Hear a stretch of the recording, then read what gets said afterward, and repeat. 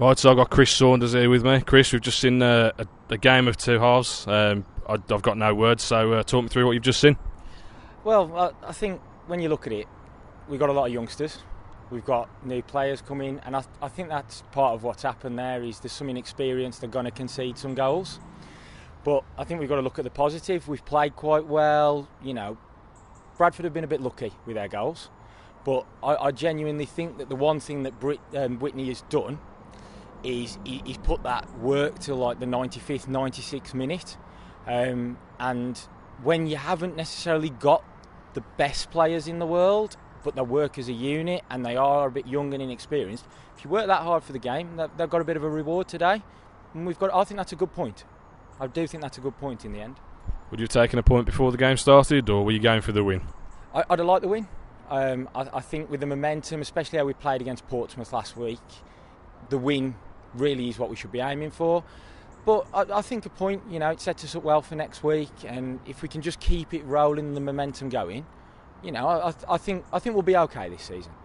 And for now, John Whitney, are you kind of a Whitney fan, or do you want him out the door still? And if you do want him out the door, how long are you going to give him?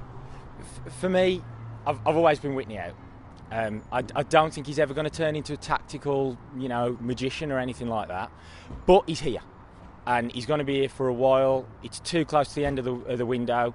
We stick with him. Let him put that energy, and all those cliches he uses are coming out on the pitch. So as long as we're battling and we don't capitulate and have a really bad run, let's just stick by him, see where we are around Christmas.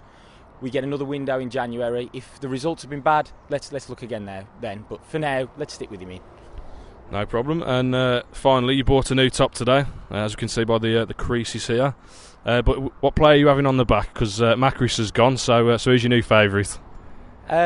It's got to be Devlin. I just love a bastard, and he fully is. And he gets the crowd going. He tries till the last minute. You could have virtually any of them, but if it's out of the current squad, it's got to be Devlin. If not, I might have a cheeky Charlie Tammock on there. Well, thanks for your time, Chris. All the best.